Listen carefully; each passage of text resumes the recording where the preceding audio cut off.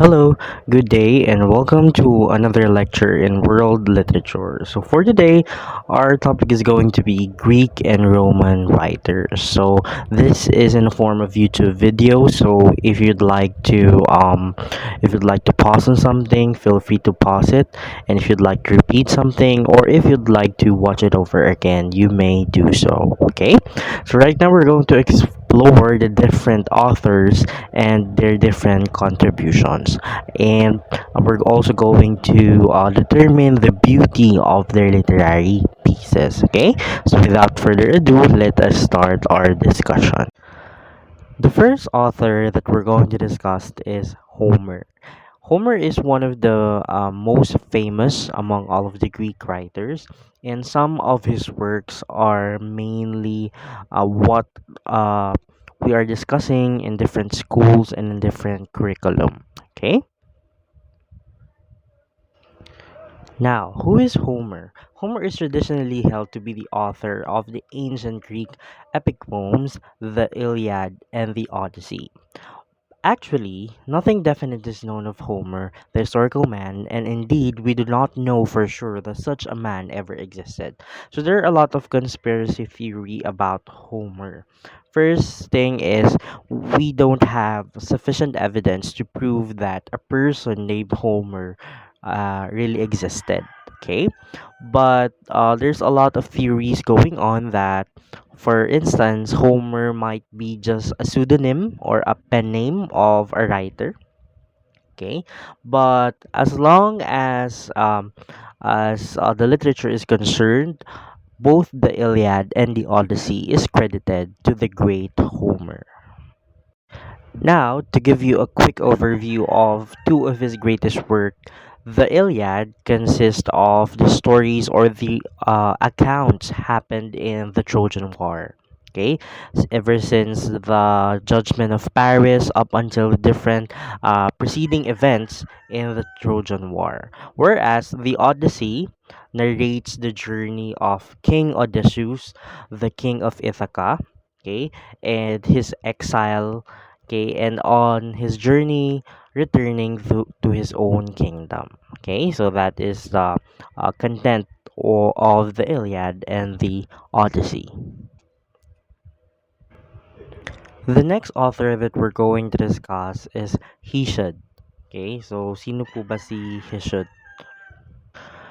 So Hesiod, unlike the other authors that we're going to discuss, Hesiod was actually a poor farmer whose life was hard and bitter. But then, according to some accounts, one night rather, he had a dream that the gods are gifting him the gift of poetry. So he turned to writing. Okay, so dahil isa lang siyang ordinaryong farmer, his passion became writing. Now, his two most notable works were Works and Days and Theogony. Okay, this is entirely opposite work of arts. So, Work and Days is actually a narration of the struggles of ordinary day to day laborers, and it also tries to show men how to live a good and idyllic life. Okay, and whereas the Theogony is one of the most important works in the Greek mythology. Why? Because the Theogony is actually the narration of the genealogy of the gods and goddesses, as well as the creation of the cosmos or of the universe. Okay, so basically, Theo means God. So theogony basically explains the genealogy and the creation of the gods and goddesses. The next author is Pindar. So, who is Pindar? Pindar is actually one of the greatest lyric poet of Greece, and basically he wrote odes. Okay, so when we say odes, it's a poem of praise to a particular person, or the Greeks called it epitasia. Okay, so odes for the victors of the games are called epitasia. So, ginagawan po niya ng mga poems of praise ang mga victors in the annual games at the great national festivals of Greece. So basically, that's one of his contribution, the invention or the crafting of epinacia. Okay, so the next three authors that we're going to discuss, starting with the first one, who is Aeschylus, are what we call the three tragedians. Again, the next three authors that we're going to discuss are what we call the three tragedians. So basically, their works consist mostly of tragedies. Okay, so let's start with the first one, who is Aeschylus. One of the greatest work of Aeschylus is Prometheus Bound, which is a retelling of the legend of the Titan Prometheus, a superhuman who stole fire from heaven and gave it to humankind. So I think you are familiar with this if you know Greek mythology, but to give you a quick overview, Prometheus is one of the Titans. Okay, when we say Titan, in the genealogy of gods and goddesses, they are on a higher rank compared to gods. Okay, Zeus is a god. Prometheus is a titan. Okay, just to have a comparison. So Prometheus is a titan that is very pro-human, okay? Talagang kakampi siya ng mankind. So, ano po ba ang ginawa ni Prometheus? Prometheus actually, together with his brother Epimetheus, sila yung nagbigay ng gifts sa mankind. Okay? In other stories, actually, Prometheus shaped the face and the body of humans in the face of the gods.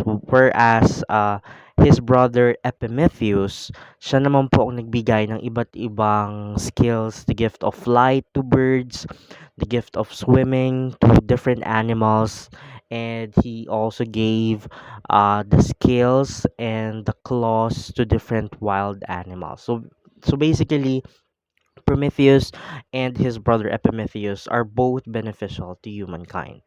But then, there comes a time when Zeus prohibited the use of fire for mankind. Because for Zeus, mankind should be subservient or submissive to the gods.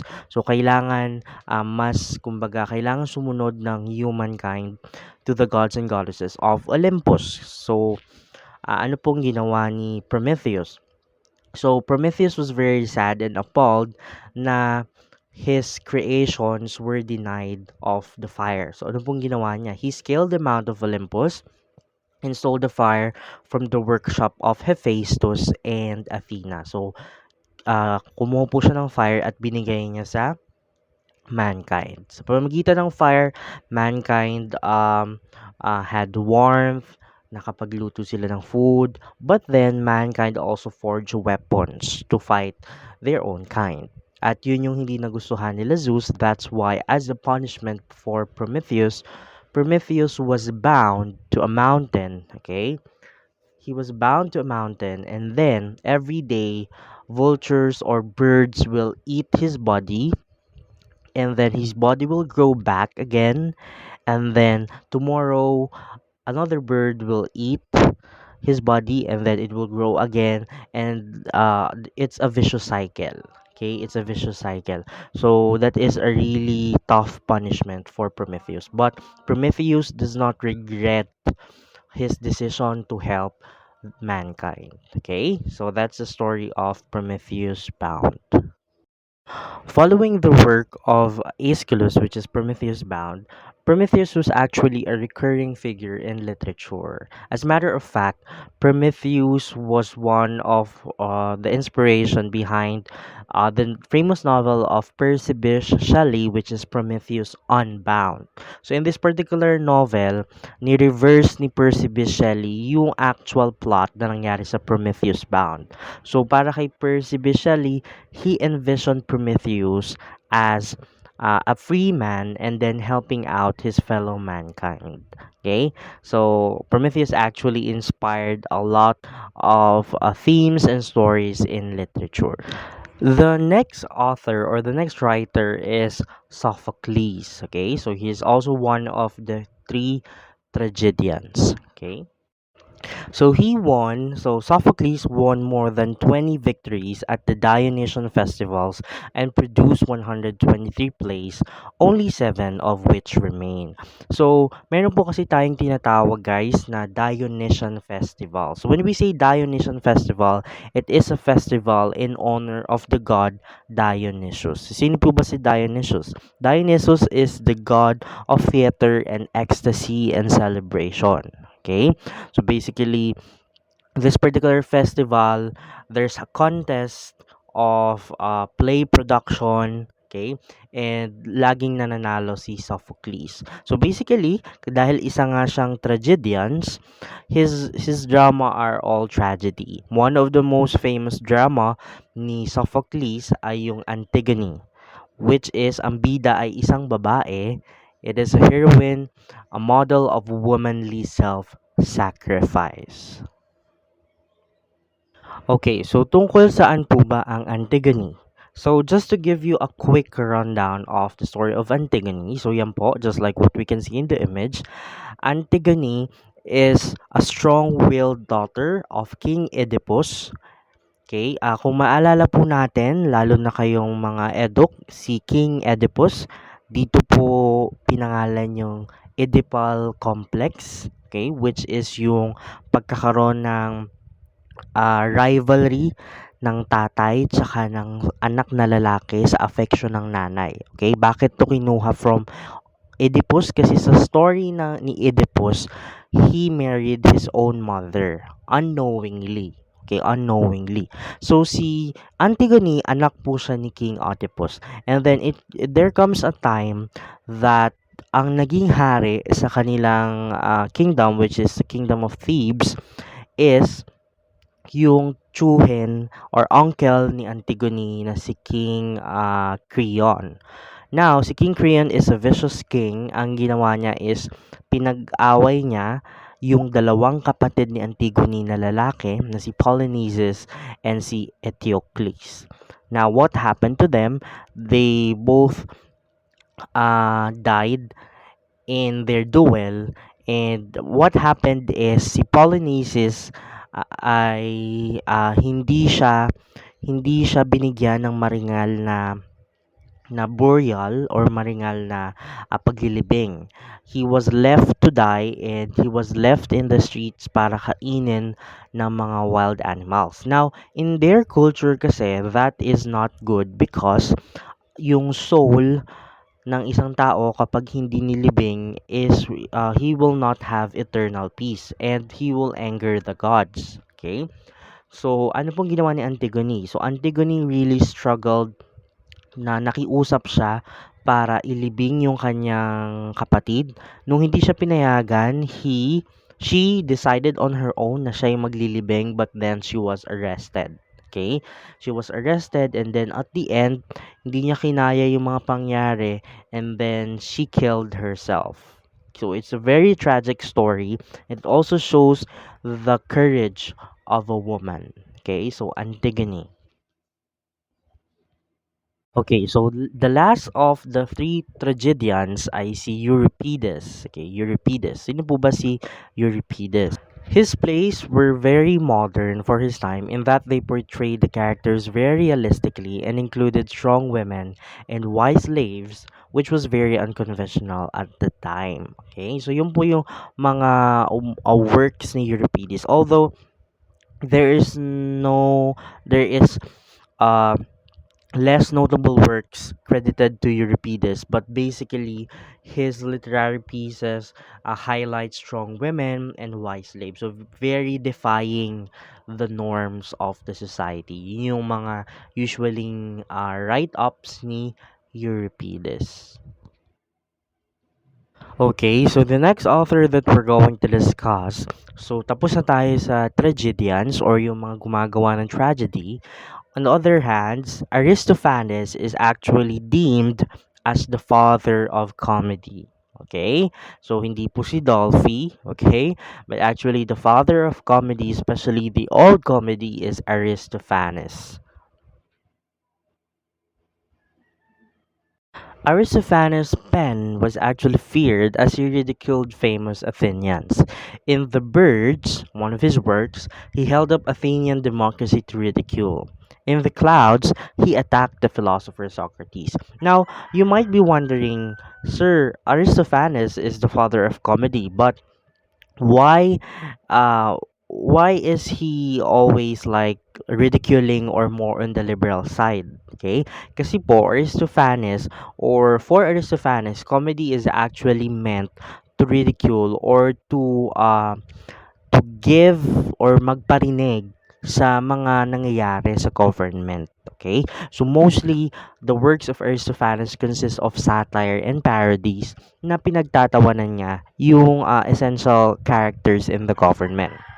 In one instance, meron siyang ginawa na piece. He made fun of a politician named Cleon, wherein he depicted Cleon as a lowly sausage seller.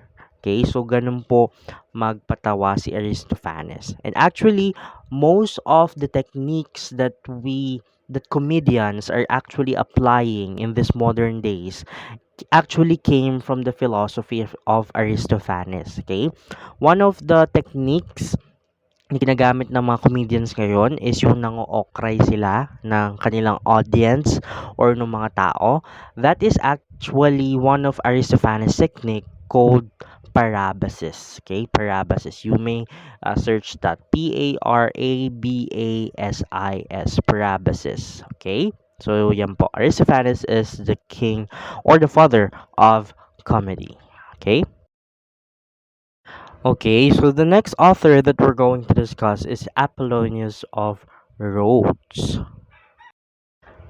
He is best remembered for his epic Argonautica, which is about Jason and his shipmates in search of the Golden Fleece. Okay? So ito po yung pinakasikat na nagawa ni Apollonius of Rhodes, and we're actually going to discuss this throughout the semester, the quest of the Golden Fleece. Actually, I really like this story.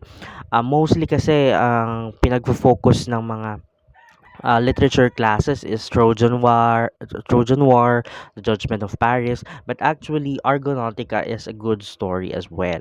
So in other books, it is also called The Quest of the Golden Fleece. So sila po ay hinahanap nila ang Golden Fleece because the Golden Fleece has magical properties, as well as yun yung quest na kailangan gawin ni Jason. Okay, so yun po ang literary piece ni Apollonius of Rhodes. Okay, so now one of the greatest Roman writers, so we're all done with the Greek writers. One of the great uh, Roman writer is Ovid. Okay, sino po ba si Ovid? Ovid, okay, it's not COVID, ha? It's Ovid. Ovid is considered as the compendium of mythology. So when we say compendium, he is like the collection or the what do you call that? The actual collection of mythology. Why? Because he has written some of the brief tales of love, such as Baucis and Philemon, Ceyx and Alcyone, and Pygmalion and Galatea. Okay, these three stories are actually belong to the 8 brief tales of love that we're going to discuss throughout the semester. But to give you a quick overview, Baucis and Philemon, it's all about a married couple, old age na sila, na married couple, then they were visited by Zeus, and then without knowing that their visitors are gods, they still provided them with accommodation, with food, even though mahirap lang sila at may taggutom dun sa lugar nila. So as a gift, they were granted one wish. So what did they wish for each other? So they wish that when the time comes that they're going to be dead, they wish for their bodies to become trees. Okay? At yung trees na yon ay magkasama pa rin up until the end. Okay? So that's the story of Baucis and Philemon. Ceyx and Alcyone is a love story again, and then in the end they become birds. Okay, so they become birds. And then Pygmalion and Galatea, it talks about the story um of a sculptor who